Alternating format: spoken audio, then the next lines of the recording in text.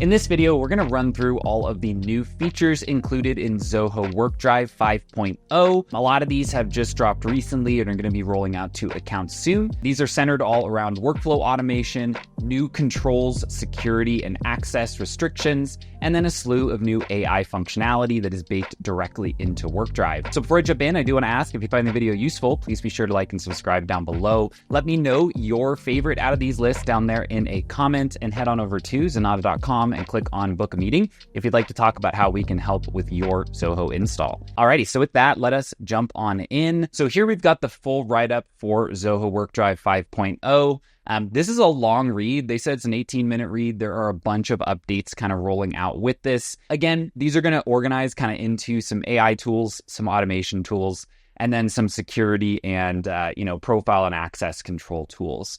So jumping right in terms of automation, some of the new ones here are automating content workflows.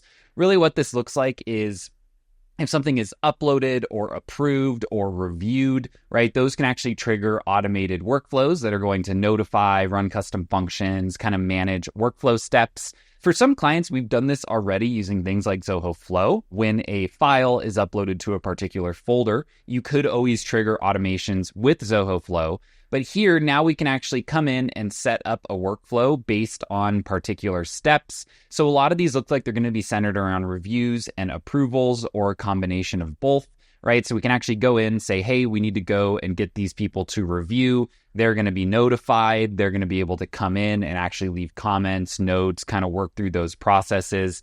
Again, breaking them into the two categories of a review versus an approval, where review is just saying, hey, I've looked at it, here's a comment, versus an approval is more of like a, hey, this is good to go or it is not, more of that like binary choice. So really slick little features there, especially for content management. People using this in like the marketing space to store assets, I think are going to be really happy to see that.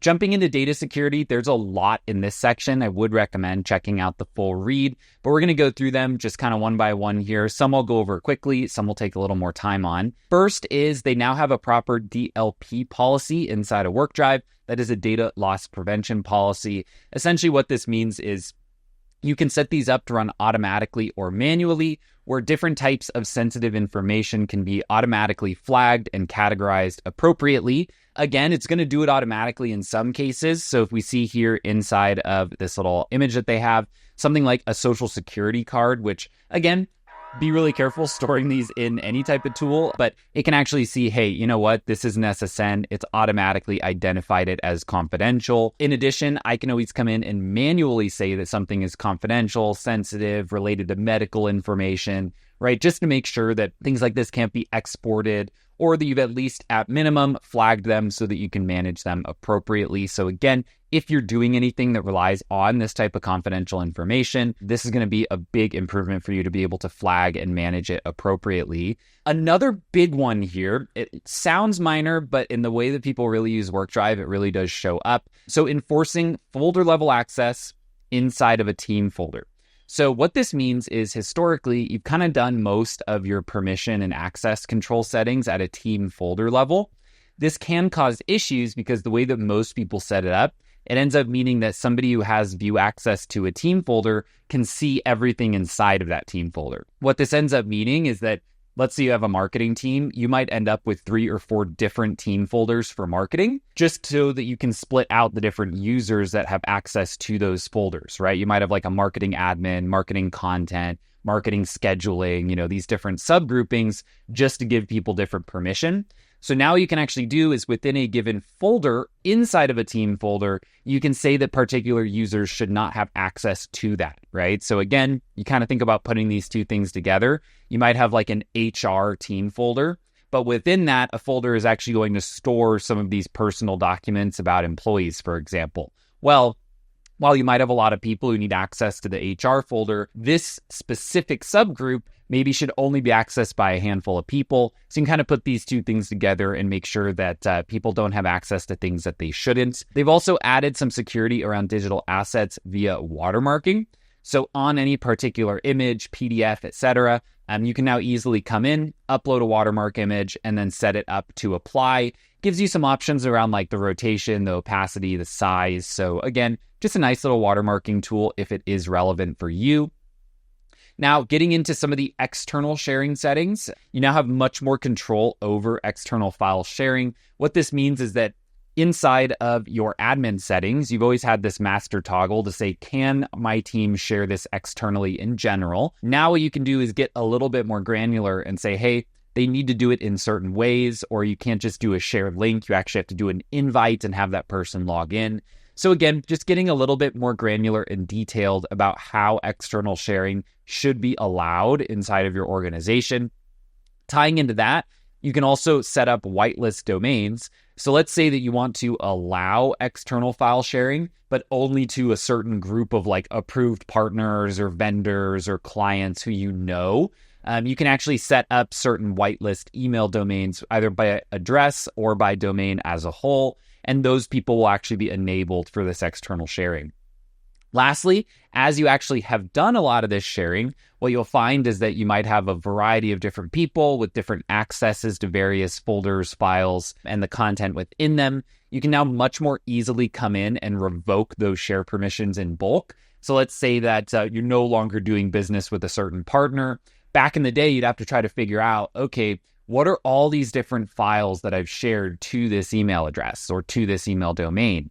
Well, now I can come in, basically go into my data administration tab, pick somebody who has access to something, and mass revoke all of those things at once, right? So just that ease of control, again, without having to try to remember or figure out or intuit, like where would this person have had content shared to them. Next, we're going to get into this content intelligence section. This is largely powered by ZIA AI. A lot of you, this will probably be the most exciting section of the video. Zoho, if you're listening, this should go up at the top because I think it's what most people are going to be looking for. So first off, AI-powered transcripts. So if you have meeting recordings or really any type of video where there is dialogue occurring, you can now upload that and have it run a transcript for you. It's going to timestamp those, kind of jump to that point in the video. We use an external tool to do this right now, and I could actually see us moving over to WorkDrive for the same use case. ZIA kind of coming in across the board. Like they're mentioning here, this is actually baked into the ZIA LLM that Zoho has built. There were some features in the past where you needed to use OpenAI for this. Now, for most of these, you do not. You can still use OpenAI. So if you're like, hey, I just really love the way that ChatGPT does stuff, totally fine. Keep that in place, but you don't have to now. So a few things here, extracting key insights. Let's say you've been given a long document. Maybe you're like, man, I don't have time to read all of that. You can actually come in and have it generate a file summary from you. We do a lot of this internally. I will say it's still a good idea to read the file. It can miss things or kind of understate a certain thing that maybe was more important in the file than it would appear in the summary that you've been given. So for things that are really important, I do still recommend actually reading them, but this might still give you a good place to jump in and at least see some of the high level things that you're going to expect inside of that document. Multilingual and translations, baking directly into the comment section. So if you do have a multilingual team and you need to collaborate on a particular document, I can actually just type things in my native language and then have AI translate it into the appropriate language for somebody else on my team. Again, for those of you working cross borders or cross language, this is going to be really nice. They've got support for 57 languages so far, and as always, more are going to come. Out of these three, the one that I would say is really exciting is the key insights, being able to pull this out. Keep in mind, you don't want to trust these verbatim, but as a time saver, these can be pretty darn good. Next up are going to be a suite of integrations that are going to be rolling out. One of the big ones here is the Zoho CRM integration. Longtime users of CRM know that there used to be an official WorkDrive integration for CRM. That was then phased out. Now they're kind of re-rolling it out in a more official method. So rather than, I think, going through the marketplace, there's going to be like a native built-in integration. What this is going to do is essentially create WorkDrive folders for relevant records. This could be like a lead, a contact, an account, a deal. And then essentially in that attachments related list, you'll be able to interact with WorkDrive files, upload them directly, right, with just like immediate parity between the two systems. Now you might be thinking, hey, why does this really matter? I already have the attachments just natively built into CRM. One of the things there is the CRM data storage is a lot lower than the WorkDrive data storage. And if you ever do need to pay for additional storage out of CRM, it's not a particularly good deal per gigabyte. So we oftentimes will actually migrate things over to WorkDrive for people. We'll use an approach where we'll create a URL field on a record and automatically generate the folder, link the URL, and then move the files over. But that does then require the client to actually click on the URL and go to WorkDrive to access those files. So here you'd essentially just have those natively linked directly inside of CRM. Should be a really nice improvement, and it just removes something that needs to be done custom, right? We always love when we can just turn something on rather than have to build it from scratch for a client. Next up is more integrations for the project management suite coming out inside of Zoho Projects Plus. We've got a video on this. It's kind of a new bundle tool. Think about projects, extra AI tools, extra tie-ins with Sprints, WorkDrive, and Analytics. So WorkDrive really becoming the core and primary file management for Zoho Projects. This is essentially where inside of a given project, in that document section, you can create and link a WorkDrive folder. Then as you're leaving comments or working on tasks within that project, it's a lot easier to just quickly grab something from that related WorkDrive folder and attach it wherever you might need it. So if I'm going to do a comment and say, hey, please just double check this blueprint before you proceed, very easy for me to do that as long as I have WorkDrive linked and that file already lives there. Updated add-in for Microsoft Outlook. So for those of you who are using Outlook, you can now much more easily just tie things back and forth between the two. So you might have gotten an email that has an attachment and you want to upload it to WorkDrive. You can do that.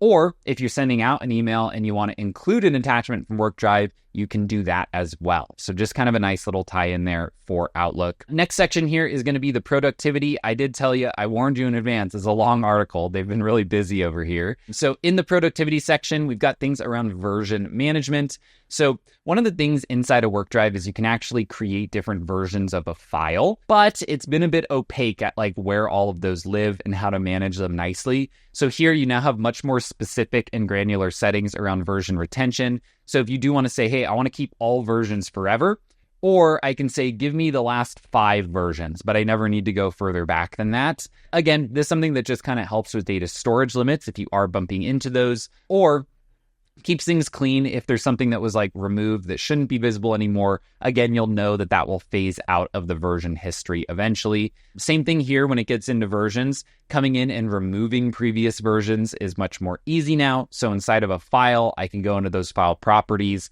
and then delete some subset or all of the versions that are not the most recent. So I could go in and say, hey, you know what? We've been working on this for a long time. A lot of this stuff is junk. Delete everything except the last 10 versions of the file. And you can just easily do that through the little edit properties for a given file in WorkDrive. Next up here is a central hub for all of those files. So what they're doing here, they've got this new section that they're calling links. So links is basically a way to add inside of a folder. So let's say I've got a team folder and it has some subfolders within those. I can now actually just associate a link inside of WorkDrive as kind of like a record or file inside of that folder. Now you might think, why would this really matter? Well, it matters in large part because of the integration with CRM. One of the things that people would do in the past with CRM is you could actually add just like a URL link as an attachment to a particular record. So as you're migrating over, those links are going to be supported inside of WorkDrive. Again, it's just nice to be able to put everything all in one place. This can be a link from WorkDrive. It could be a link to something that you have in a different file management tool. But if you just want everything in one place for a particular topic, it is now much more easy to do that. We've actually had clients in the past who would create like a writer document called other relevant links inside of a folder, and they would just drop these in there. So they're going to be happy because they don't have to do that anymore. They can just drop them directly in as a link.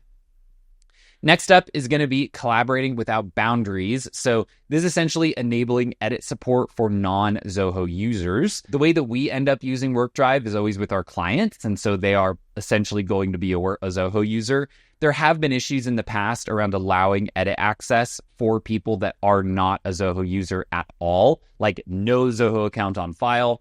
So now what you can do is essentially enable that edit ability for them. They are going to do an email OTP just so that you can ensure that like that person is actually that person. It's not just somebody who happened upon the link, but you can now actually enable that. So if you are using WorkDrive as like an external collaboration tool, this is going to be a big update for you. Excited to see that one.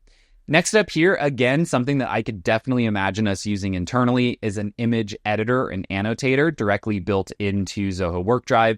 They have this little tool, Zoho Annotator. If you've never used it, it's quite good. It's a little Chrome plugin. You can grab a screenshot and just easily draw and edit on top of it. We use it for like communicating with clients sometimes. It's like, hey, here it is. Here's a little box around it. Then you can easily send that out. That feature is essentially now getting baked directly into Zoho WorkDrive.